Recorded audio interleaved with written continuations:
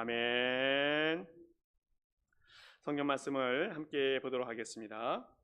성경 말씀은 신명기 32장 1절에서 7절까지 말씀 보겠습니다.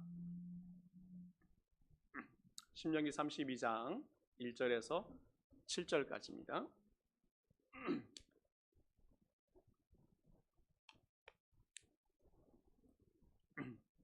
신명기 32장 1절에서 7절까지 성경도 보시고 또 스크린도 보시면서 교독하시면서 보겠습니다. 1절 제가 먼저 봅니다.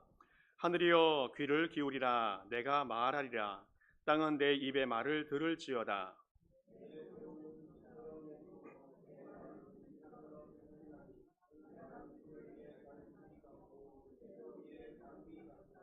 내가 여호와의 이름을 전파하리니 너희는 우리 하나님께 영광을 워미를 돌릴지어다.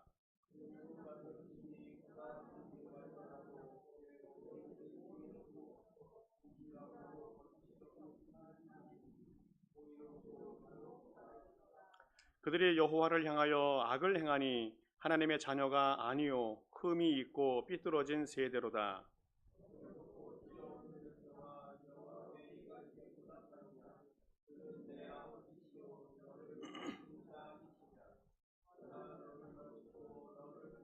같이 읽겠습니다. 옛날을 기억하라. 역대의 연대를 생각하라. 내 아버지에게 물으라. 그가 내게 설명할 것이요 내 어른들에게 물으라. 그들이 내게 말하리로다. 아멘. 5월달이 다 지나가고 있는데 내일이 무슨 달인지 다 잘 아시죠? 메모리얼 데이입니다. 제가 미국에 와서 경험한 것 중에서 많은 신기한 것이 있었었는데 그 중에 하나가 이 마을마다 있는 이 퍼레이드예요. 첫 해에 이 메모리얼 데이가 되어졌는데 아침에 퍼레이드를 시작하더라고요.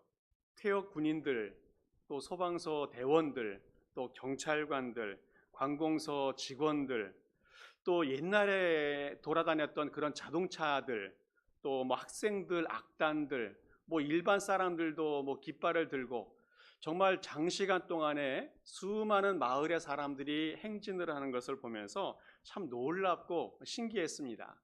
감사하게도 제가 살고 있었던 그 집 바로 앞에 10m 앞이 그 길이었어요. 그러다 보니까 창문에서도 볼 수 있고 밖에 나와서도 볼 수 있고 정말 신기한 광경을 구경했습니다. 한국 같으면 큰 대도시에서나 일어날 일들, 또 전국에서 한두 군데에 일어날 일들이 각 타운마다 이런 행사를 진행하는 것을 보면서 참 놀랍다 하는 것을 보게 되어졌습니다. 메모리얼 데이는 군 복무 중에 사망한 모든 사람들을 기억하고 추모하는 그런 날입니다. 처음에는 미국의 남북전쟁 때 전사했던 그런 군인들을 기리는 그런 날이었었는데 1차 세계대전 이후에는 전쟁 중 또 복무 중에 사망한 모든 분들을 기리는 그런 날로 이제 변화되어져 가고 있습니다. 한국에서는 6월 6일이면 현충일이어서 6.25 때 참전했던 분들 또 그리고 그곳에서 사망했던 분들을 희생한 분들을 기념하며 추모하는 그런 날로 정하고 있는데 1956년도 6.25가 끝난 곧바로부터 지정이 되어지고 75년도에는 휴일로 또 82년도에는 정부 기념일로 제정하게 되어졌습니다.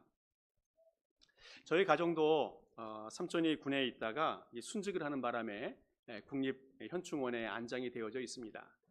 그러다 보니까 어릴 때부터 이제 해마다 6월 6일이 되어지면 온 가족이 이제 국립현충원에 방문을 하게 되어집니다. 그래서 예배도 드리고 또 기도도 하고 또 모든 식사도 하고 또 다 끝난 다음에 한 바퀴 돌면서 경치도 구경하고 그런 날을 보냅니다. 그래서 그날이 어떤 날인지 정말 잘 알고 있고 또 그 분위기가 어떤 날인지 잘 알고 있어요. 할머니, 할아버지는 이제 아들이 먼저 갔기 때문에 그날이 좀 우울하고 또 마음이 좀 무겁고 그런 날입니다. 그래서 손주들 저희들을 보면서 이제 삼촌 생각하면서 눈물을 흘리기도 하고 하는 날이 그런 날이었어요. 근데 점점 이 미국의 메모리얼 데이가 의미가 변화되어져 가고 있다는 겁니다. 이게 5월 마지막 주이다 보니까 이게 계절적인 특징이 있어서 여름 휴가철하고 맞물려 가게 되어져요. 그래서 휴일의 의미가 점점 강해지는 것을 보게 되어집니다. 그래서 처음에는 추모의 의미가 있다가 점점 축하의 의미가 있어지고 이제는 이벤트가 많이 있게 되어지는 그런 날로 변화되어졌어요. 중요한 날, 또 중요한 일, 이런 것들을 좀 기억해야 되는데 점점 추모의 의미가 퇴색되어져 가고 있는 것 같아요. 어찌 보면 문화 행사하는 날, 또 여름 시즌이 시작되는 날로 기념되는 것으로 전락되어져 가고 있습니다. 많은 사람들이 당일뿐만 아니라 요즘에는 이 메모리얼 데이 전후로 이제 여행 계획도 짜고 또 휴가 계획도 짜고 또 스포츠 행사를 관람하려고 하는 그런 일들을 많이 하게 되어집니다. 특별히 몇 해 동안 코로나로 위축되어져 있고 갇혀 있다 보니까 이번 메모리얼 데이는 더 많이 여행을 하려고 계획하는 사람들이 많은 것 같아요. 노는 것도 좋지만 기념할 것은 또 기념하면서 보내는 것이 좋겠다, 그런 생각이 들어집니다. 이스라엘 백성들도 잊지 말아야 될 것을 기억해야 되는 좋은 방법, 전통이 있었는데 바로 그것이 절기를 지키는 겁니다. 특별히 6월절 절기를 지키면서 하나님께서 말씀하신 기억하라를 잘 실천하고 있어요. 출애굽기 13장 말씀을 보게 되어지면 이런 말씀이 있습니다. 후일에 내 아들이 내게 묻기를 이것이 어찌 됨이냐 하거든 너는 그에게 이르기를 여호와께서 그 손의 권능으로 우리를 애굽에서 곧 종이 되었던 집에서 인도하여 내실세 그때 바로가 완악하여 우리를 보내지 아니하매 여호와께서 애굽 나라 가운데 처음 난 모든 것은 사람의 장자로부터 가축의 처음 난 것까지 다 죽이셨으므로 태에서 처음 난 모든 수컷은 내가 여호와께 제사를 드려서 내 아들 중에 모든 처음 난 자를 다 대속하리니 이것이 내 손의 기호와 내 미간의 표가 되리라. 이는 여호와께서 그 손의 권능으로 우리를 애굽에서 인도하여 내셨음이니라. 이것을 가르치라는 겁니다. 이것을 가르치라는 거예요. 제가 신학교 다닐 때 이 교수님이 경험한 것을 이야기해 줬는데 이 교수님이 6월절에 유대인 가정을 방문할 기회가 있었다고 합니다. 그래서 그날이 되면 모든 식구들이 식탁에 둘러앉게 되어지는데 말을 할 수 있는 가장 어린 아이가 이제 질문을 던져요. 할아버지, 오늘 무슨 날이에요? 그러면 이제 그 가정의 가장 연장대 되신 나이 많으신 어르신이 이제 이야기를 시작해요. 오늘 금방 읽었던 성경의 이야기, 이 이야기를 시작하는데 우리는 4줄, 5줄로 끝났지만 이제 시작을 하면 이게 몇 시간이 갈지를 모릅니다. 처음부터 끝까지 있었던 이야기를 쭉 해주는 거예요. 그 교수님이 그곳에 앉아 있다가 정말 지루해서 죽을 뻔했다고 하더라고요.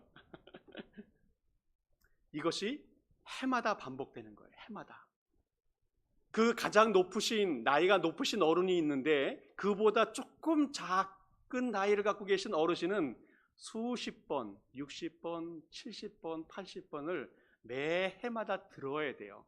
왜 듣습니까? 다음에 질문을 던지면 그 질문을 대답할 수 있는 준비가 되어지는 겁니다. 무슨 말씀입니까?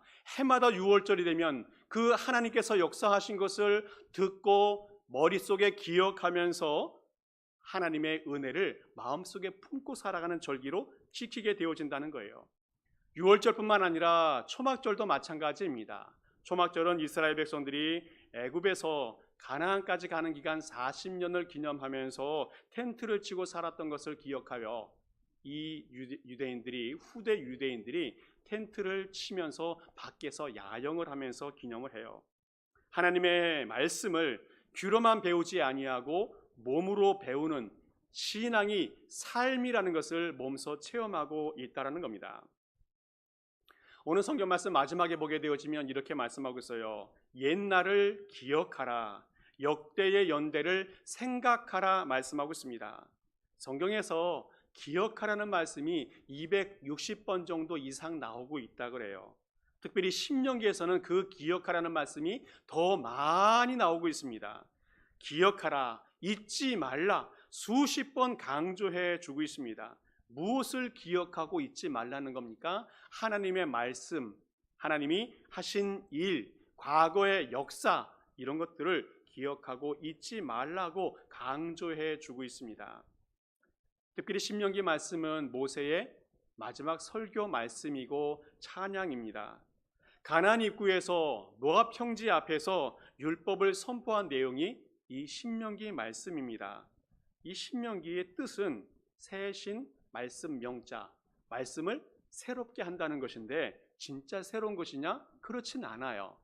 40년 전에 하나님께서 모세에게 주었던 그 시내산에서 주었던 말씀을 다시 반복해서 선포해 준 말씀이 신명기입니다.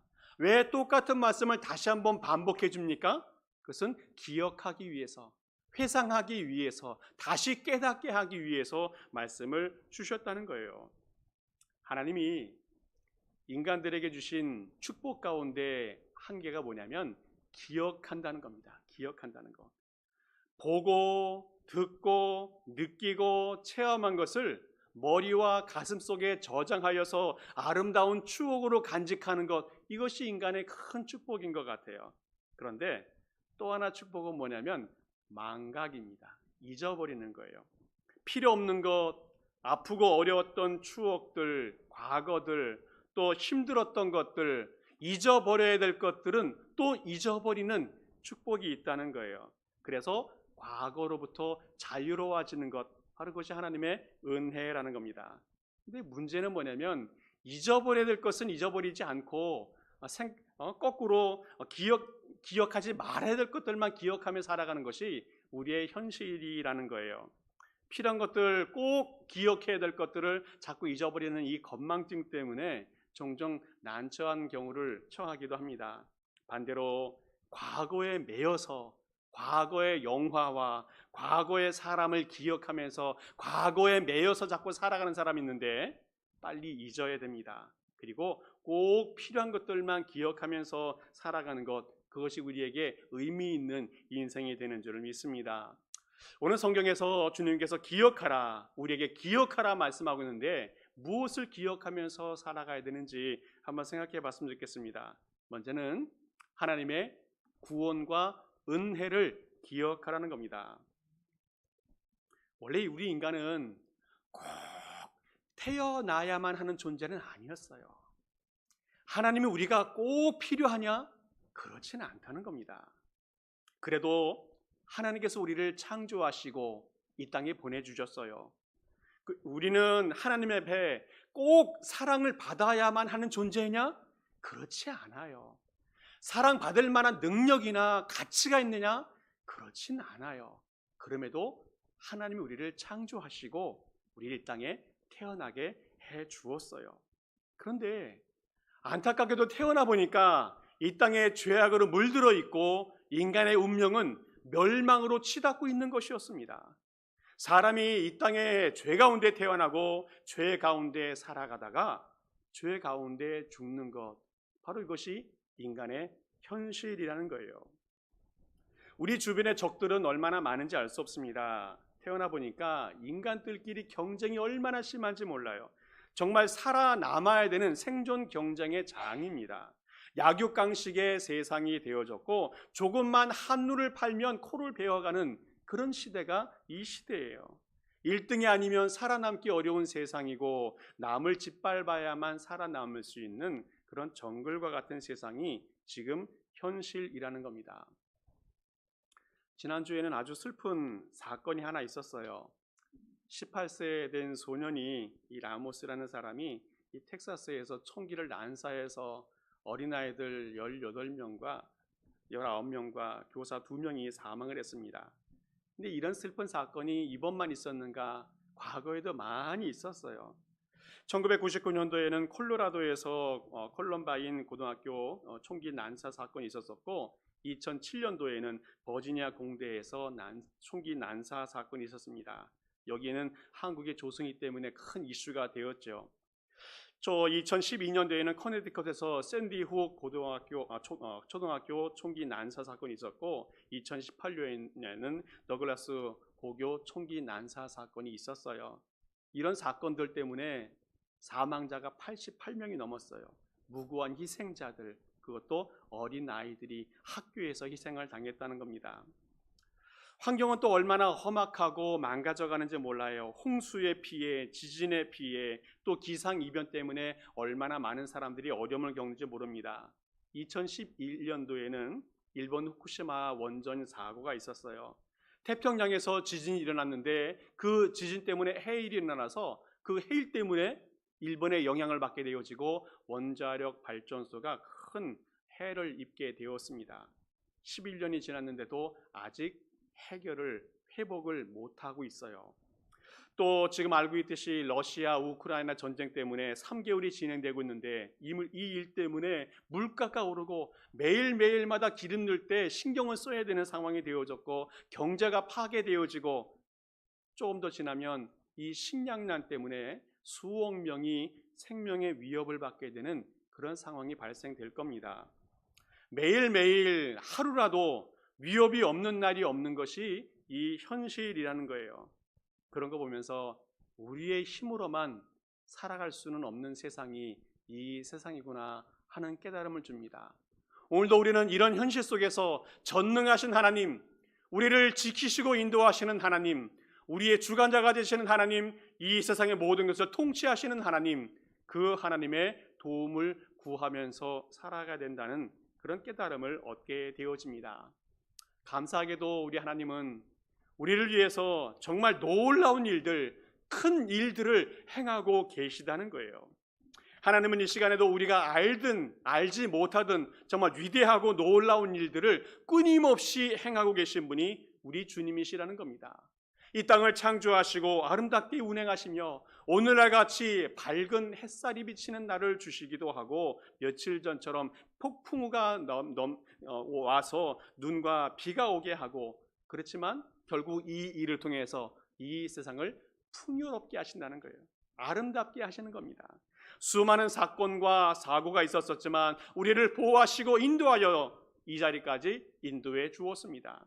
질병 가운데서도 우리를 보호하여 주시는 분이 우리 주님이시라는 겁니다. 정말 수치스러운 사건이지만 이 코로나 사망자가 미국에서만 벌써 100만 명이 넘었다는 거예요. 놀라운 숫자입니다. 그럼에도 불구하고 하나님이 우리를 지키시고 보호하고 계시다는 거예요. 하나님이 우리를 너무너무 사랑하시고 인도하여 주어서 이제까지 인도하고 계시다는 겁니다. 하나님이 이렇게 수많은 기적과 역사를 일으켜 주시는 그 목적이 뭐냐, 이 목적이. 그것은 우리 인간들을 보호하시고 구원하시기 위해서 그렇다는 거예요. 우리 하나님은 이 땅을 창조하시면서 하나님을 닮은 사람을 만드시고 사람과 교제하시고 행복하게 살아가기를 정말 원하시고 계신 분이 우리 주님이십니다. 이스라엘 백성들을 선택하시고 그들을 이집트에서 탈출하여서 가나안까지 갈 수 있도록 놀라운 기적을 일으켜 주셨는데 바로 그것은 그들이 하나님의 백성이기 때문에 그렇게 하신다는 거예요.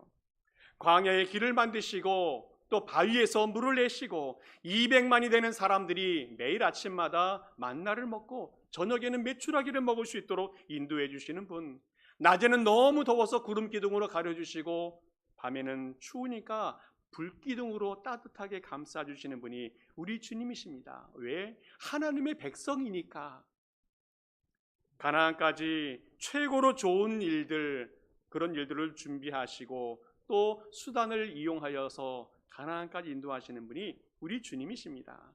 우리 주님은 기적과 능력으로 우리의 구원을 위해서, 우리의 행복을 위해서, 우리의 안위를 위해서 인도하시는 분이 우리 주님이시라는 거예요. 하나님께서 이스라엘 백성을 선택한 이유가 성경에 두 가지 정도로 요약해서 나오게 되어지는데, 먼저는 출애굽기 3장에 이렇게 이야기하고 있어요. 여호와께서 이르시되 내가 애굽에 있는 내 백성의 고통을 분명히 보고 그들이 그들의 감독자로 말미암아 부르짖음을 듣고 그 근심을 알고 내가 내려가서 그들을 애굽인의 손에서 건져내고 그들을 그 땅으로 인도하였는다 말씀하고 있습니다. 무엇을 이야기합니까? 하나님은 가장 어려울 때, 가장 힘들 때, 가장 연약할 때 도와주신다는 거예요. 오늘 성경 말씀에서는 내가 내 백성의 고통을 분명히 보고 부르짖음을 듣고 그 근심을 알고 어떻게 했습니까? 내가 내려가서 애굽인들의 손에서 건져내고 약속의 땅으로 인도한다 말씀하고 있습니다. 하나님은 하나님의 백성의 모습을 보고 또 그들의 부르짖음을 듣고 그 마음을 알아서 하나님이 그 필요를 채워주시는 분이 우리 주님이시라는 겁니다. 하나님은 하나님의 백성들이 부르짖을 때에 무심하게 버려두지 아니하시고 권능의 손을 일으켜 주셔서 구원하시는 분이 우리 주님이시라는 겁니다. 직접 손을 내시고 직접 찾아와 주셔서 그들을 구원하시고 인도하시는 분이 우리 주님이시라는 거예요. 바로 이것이 하나님의 은혜입니다. 또 하나 하나님께서 이스라엘 백성들을 구원하시는 이유가 뭐냐면 신명기 7장에는 이렇게 말씀하고 있습니다. 여호와께서 너희를 기뻐하시고 너희를 선택하심은 너희가 다른 민족보다 수요가 많기 때문이 아니라 너희는 오히려 모든 민족 중에 가장 적으니라. 여호와께서 다만 너희를 사랑하심으로 말미암아 또는 너희의 조상에게 하신 맹세를 지키려 하심으로 말미암아 자기의 권능의 손에서 너희를 인도하여 내시고 너희를 그 종되었던 집에서 애굽 왕 바로의 손에서 속량하셨다 말씀하고 있습니다. 가장 적으니까, 가장 연약하니까, 가장 부족하니까 하나님이 사랑하셨고 또 하나님이 그 약속을 실천해 주셔서 구원해 주셨다는 겁니다. 오늘 우리의 모습은 어떻습니까? 하나님께 내세울 곳 없고 또 하나님 앞에 사랑받을 만한 자격이나 모습이 없지만 주님이 우리를 사랑해 주시고 또 우리가 하나님께 부르짖을 때에 응답해 주시고 그래서 우리를 구원해 주시는 은혜를 베풀어 주셨다는 겁니다. 또한 주님께서는 독생자 예수 그리스도를 이 땅에 보내주셔서 십자가 은혜로 우리를 구원해 주셨다는 거예요. 옆집 아이를 구원하기 위해서 내 아이를 죽이는 부모가 없습니다. 그런데 우리 하나님은 그렇게 하셨어요. 우리를 위해서 독생자 예수 그리스도를 이 땅에 보내시고 십자가에 처참하게 죽게 하시면서 우리를 구원해 주셨다는 겁니다. 우리가 얼마나 소중했으면, 우리를 얼마나 사랑했으면, 우리가 얼마나 귀중했으면 이 일을 행하셨는가. 우리는 필요하지도 가치도 없는 존재였지만 우리에게 하나님의 구원과 행복을 주시기 위해서 최고의 선물, 최고의 헌신과 희생을 보여줬던 분이 우리 주님이시라는 겁니다. 이것이 바로 하나님의 은혜예요. 오늘 우리는 이 하나님의 은혜를 기억하고 마음속에 품고 감사하면서 살아가는 주님의 백성 될 수 있기를 간절히 축복합니다. 또 하나 주님께서 우리에게 무엇을 기억하라 하시는가 하면 우리 인간들의 불순종과 심판도 기억하라는 거예요. 안타깝게도 우리 인간은 하나님의 은혜를 얼마나 많이 받았는지 모르지만 자꾸 잊어버려요. 또 불순종합니다. 그래서 우리 하나님 아버지의 마음을 너무너무 아프게 하는 것이 우리의 현실입니다. 조금만 좋은 일이 있으면 기뻐하고 감사하고 행복해 하다가 조금만 어려움이 있으면 불평하고 원망하고 하나님을 대적하는 것이 우리의 모습입니다. 우리 인간들이 얼마나 악한 존재인지를 보여주고 있어요. 조금만 불편해도 원망하고 조금만 힘들어도 불평하는 것이 우리 인간들의 모습입니다. 홍해를 건너는 그 능력을 경험했지만 며칠이 지나서 물이 없으면 불평하고 먹을 것이 없으면 하나님을 대적하는 것이 인간의 현실이라는 겁니다. 어제를 자꾸 잊어버리고 오늘 내 입장만 생각하는 것이 우리 인간들의 모습이라는 거예요. 또 우리 인간은 얼마나 연약한 존재인지 알 수 없습니다. 이스라엘 백성들이 가데스 바네아에 도착했을 때 이 가나안 입구입니다. 40일 동안 정탐꾼을 보내서 두루두루 살펴보게 합니다. 돌아올 때에는 너무너무 아름다운 땅이라고, 기름진 땅이라고 축복하면서 이 포도 송이가 얼마나 큰지 두 사람이 작대기를 깨서 메고 올 만큼 풍성하고 기름진 땅이라고 이야기했습니다. 그런데 악한 땅이라고 불평했어요. 그 땅에는 안악자손이 있다. 성이 크고 너무 견고하다. 우리는 메뚜기 같다. 그래서 결국은 정복하지 못한다. 라고 불평의 말을 뱉어버렸어요. 하나님의 약속이 있었지만 그것을 잊어버리고 내 눈에 본 그 두려움 때문에 하나님의 약속을 잊어버리게 되어졌다는 거예요. 인간이 얼마나 약한 존재인지 모릅니다. 눈에 보이는 현실 때문에, 내가 경험하고 있는 이 어려운 일들 때문에 다 잊어버리는, 하나님의 은혜도 잊어버리고 하나님의 구원도 잊어버리고 축복도 잊어버리고 살아가는 것이 우리 인간의 연약한 모습이라는 거예요. 이 불신 때문에 어떠한 대가를 치릅니까? 큰 징계를 받게 되어져요. 이 애굽 땅에서 가나안까지 가는 것이 쉬지 않고 가면 11일이면 가요. 11일. 그런데 그 길이 11일이 아니라 40년이 걸렸어요. 그리고 광야에서 모든 어른들이 다 죽어갑니다. 매일마다 부모님이 죽고 이웃 어른들이 죽어가요. 이거 보면서 무엇을 생각합니까? 하나님의 심판이 임하는 것을 기억하게 되어져요. 인간은 대단한 존재가 아니라는 겁니다. 너무 약하고 부족하고 죄 많은 존재가 우리 인간이라는 겁니다. 성경에 바벨탑 사건이 나오는데 이것은 어떤 것을 상징합니까? 하나님에게 대항하고 하나님을 도종한 것을 상징적으로 보여줘요. 하나님이 진짜 있는지 한번 올라가 보자. 이것이 바벨탑입니다. 하나님이 심판을 해도 이겨나가 보자. 이것이 바로 바벨탑이라는 겁니다. 인간의 교만함과 또 하나님을 대적한 것 때문에 하나님의 심판이 임해서 그 바벨탑에 있었던 수많은 사람들이 전 세계로 다 흩어지지 않습니까? 지금도 흩어진 그 사람들이 각자 땅과 이익을 위해서 날마다 전쟁하고 분쟁을 하는데 이것은 바벨탑 사건 이후에 나타나는 하나님의 심판의 결과였다는 것을 기억하게 되어진다는 겁니다. 기억한다는 것, 잊지 말라는 것, 이것이 왜 이렇게 중요하고 하나님이 강조해 주는가라는 겁니다.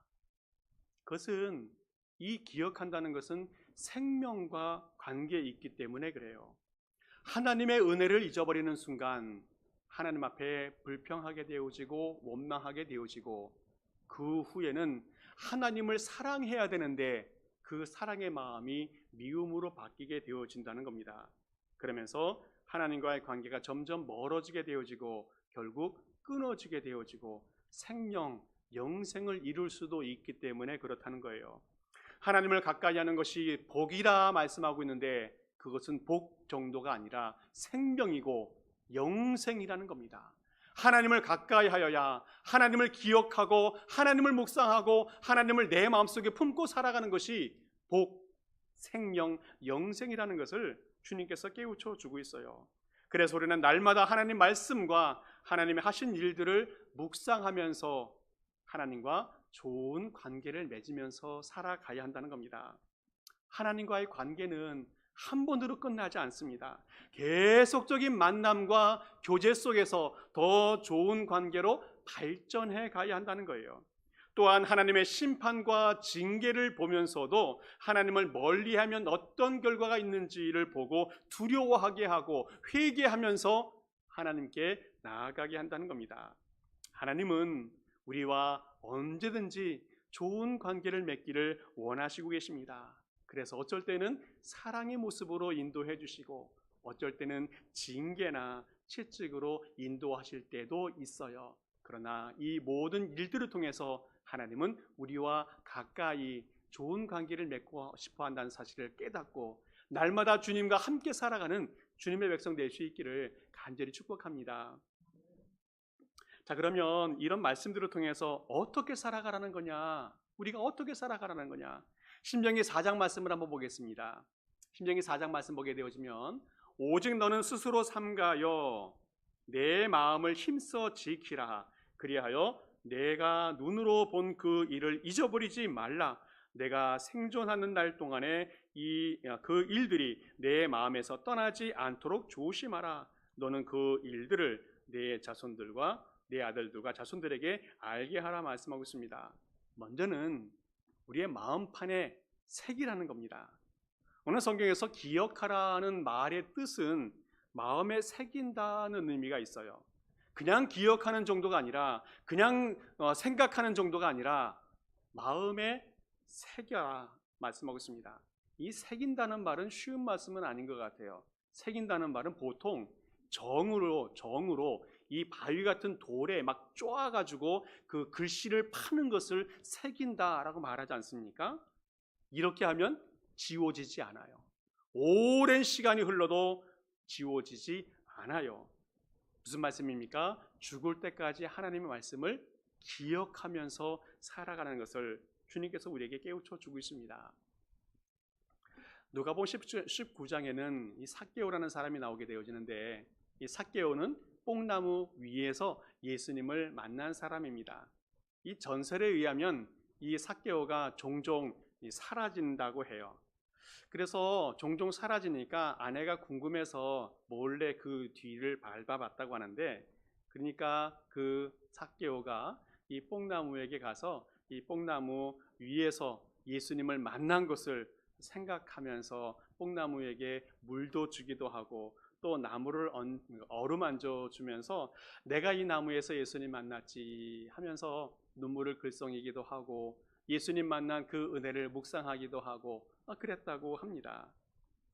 우리는 날마다 은혜의 시간을 가져야 됩니다. 날마다 묵상을 해야 됩니다. 하나님 말씀을 묵상해야 되고 하나님이 내게 주신 은혜를 묵상하면서 살아갈 수 있어야 돼요. 그래서 날마다 성령이 충만하여서 우리 심장이, 우리 마음이 뜨거운 상태를 그대로 유지할 수 있는 그런 사람이 되어져야 됩니다.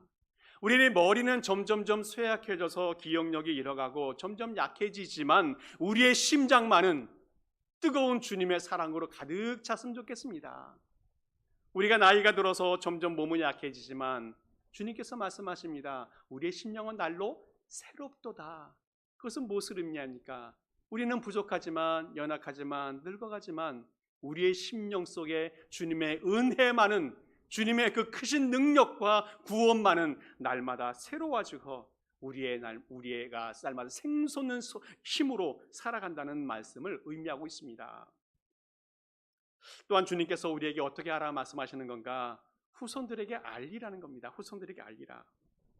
이스라엘에 가면 야드바셈이라는 홀로코스트 박물관이 있다고 해요. 홀로코스트라고 하는 것은 2차 세계대전 때 유대인들이 많이 학살되어졌는데 이 나치 독일에 의해서 학살된 것을 기념하는 말이 이 홀로코스트입니다. 이 놀라운 것은 이 홀로코스트 박물관에 독일인들이 많이 관람을 가고 있다는 거예요. 그런데 그 방문자들 중에서 이 장면들이 너무너무 잔혹하다 보니까 보다가 중간에 뛰쳐나가기도 하지만 많은 분들은 끝까지 그 박물관을 관람하면서 눈물을 흘리기도 하고 또 박물관을 돌아보기도 한다고 해요. 그런데 그 과정에 이 박물관을 안내하고 있는 이 유대인 가드가 이런 말을 한다고 합니다. 한번 보여줄 수 있겠습니까? 우리는 복수하기 위해 과거를 기억하는 것이 아닙니다. 우리가 과거를 기억하는 것은 다시 무릎을 꿇지 않기 위해서입니다. 우리는 독일 사람들을 이미 용서했습니다. 그리고 영어로 기록해 놓았어요. 용서하라, 그러나 결코 잊지 말라. 유대인들은 독일인들을 용서했습니다. 그러나 과거의 기억은 잊지 않고 살아갑니다. 과거의 그 역사를 거울로 삼아야만 미래가 잘 열려져 갈 수 있기 때문에 그래요. 역사를 거울 삼아서 살아가는 사람들은 기억해야 한다는 겁니다. 역사를 기억하고 다 잊어버리게 되어지면 바른 인생을 살아갈 수 없기 때문에 그래요. 전에 다니던 교회가 한 그 건물이 없어가지고 한 11년 동안 다른 학교를 빌려서 예배를 드렸습니다. 감사하게도 유대인 회당을 구입을 할 수 있어서 들어갈 수 있게 되어졌는데 1년 동안 조건이 그 이미 있었던 유대인들 유치원을 남아있게 했습니다. 감사하게도 그곳에서 유대인들이 어떻게 아이들을 교육하는지 그들의 전통을 좀 볼 수가 있었습니다. 유월절이라든지 초막절이라든지 한우카라든지 그런 절기들을 참 눈으로 직접 볼 수 있는 아주 좋은 기회가 있었었는데, 근데 그들은 그 절기 때마다 정말 철저하게 그들을 잘 가르치고 지켜가는 것을 볼 수가 있어요. 그 일을 통해서 유대인들은 하나님의 백성이라고 하는 그 정체성을 자녀들에게 계속 심어가고 있어요. 너희들은 하나님의 백성이기 때문에 하나님의 말씀과 하나님의 전통을 이어가야 한다는 그 정체성을 계속 이어주고 있다는 겁니다. 우리는 과거의 하나님의 역사를 기억하는 것, 그것으로 끝나면 안 되고 그것을 기억하면 뿐만 아니라 자손들에게 이야기해주고 또 증인이 되는 삶을 살아가야 한다는 것을 오늘 말씀해 주고 있어요. 하나님이 내게 무슨 일을 했는지, 우리에게 어떠한 놀라운 일을 일으켜 주셨는지 내 입으로 간증하고 고백하는 사람이 되어줘야 된다는 겁니다. 하나님을 부끄러워하거나 예수님을 부끄러워하면 안 된다는 것을 가르쳐 주고 있어요. 사도 바울은 오히려 십자가를 자랑하면서 살아간다 말씀하고 있습니다. 나는 말을 잘 못합니다, 이런 분들도 있어요. 그럼 몸으로 실천하면 돼요. 삶으로 실천하면 된다는 겁니다. 오늘 우리는 입으로든 몸으로든 삶으로든 내가 경험한 하나님, 내게 역사하는 예수님의 능력을 보여주며 또 증거하며 살아가는 그런 사람이 되어져야 된다는 겁니다. 그래서 오늘 주님께서는 우리에게 기억하라 라고 말씀하고 있어요. 이 말씀을 정리합니다. 기억은 과거의 산물입니다. 그러나 과거에만 머물지 않는다는 거예요. 과거의 기억은 현재를 바르게 살아가게 하고 미래에 소망을 갖게 한다는 것을 꼭 기억했으면 좋겠습니다. 오늘 성경 말씀 2절 말씀 보게 되어지면 이런 말씀이 있어요. 내 교훈은 비처럼 내리고 내 말은 이슬처럼 맺히나니 연한 풀 위에 가는 비 같고 채소 위에 단비 같도다. 무슨 말씀인가 하면 하나님의 말씀이 비처럼 이슬처럼 내 영혼 속에 스며들고 가는 비처럼 단비처럼 내 영혼을 소생시키시고 풍성한 결실을 맺겠다는 약속이 담겨져 있어요. 어떻게 할 때에? 하나님을 기억할 때에. 모세는 약속의 땅 바로 앞에서 이스라엘 백성들이 잘 살아갈 수 있도록 과거의 경험을 되살려 주었습니다. 자신들이 부족했던 것들, 연약했던 것들, 그러나 하나님의 은혜로 구원을 베풀어 주신 것을 기억하게 했어요. 반대로 하나님에게 대항했던 것들, 불신한 것들, 원망했던 것들을 회상시키면서 그래서 징계받고 또 심판받은 것까지 다 기억나게 했어요. 결국 무엇을 원하시는 겁니까? 하나님의 말씀을 듣고 순종하는 삶을 살도록 말씀을 깨우쳐 주었어요. 순종하면 하나님이 지켜주신다는 겁니다. 오늘 우리 모든 성도님들, 하나님은 우리에게 행하신 모든 것들을 기억하면서 살아가기 바랍니다. 그리고 그 말씀을 의지하면서 순종하면서 살아갈 수 있기를 바랍니다. 그리고 하나님이 책임져 주시는 그 은혜도 경험하는 주님의 모든 백성 될 수 있기를 간절히 축복합니다. 함께 기도하겠습니다. 하나님 감사합니다. 오늘도 하나님의 전에 나올 수 있도록 인도하시니 감사를 드립니다. 이제까지 하나님께서 우리를 위해서 얼마나 많은 놀라운 일을 행하셨는지 기억하게 하시니 감사합니다. 처음에 이민 와서 방황하고 혼돈에 빠졌을 때에 선한 길로 인도하여 주시고, 아파서 힘들어할 때에도 우리의 몸과 마음을 치료하여 주시고, 낙심과 좌절 가운데 있을 때에도 위로하여 주시고 세워주시고, 큰 사고와 위험에 빠졌을 때에도 우리에게 살 길을 열어주신 그 주님을 기억합니다. 아버지 하나님, 또한 우리가 악하여 세상에 빠져 허덕일 때에도 우리를 버리지 않고 생명의 길로 이끄신 그 은혜를 기억하며 감사를 드립니다. 아버지 하나님, 우리가 받은 은혜와 구원을 날마다 기억하며 감사하게 하여 주옵소서. 또한 아버지 하나님, 이제는 마음판에 새기고 순종하는 삶을 살게 하여 주옵소서.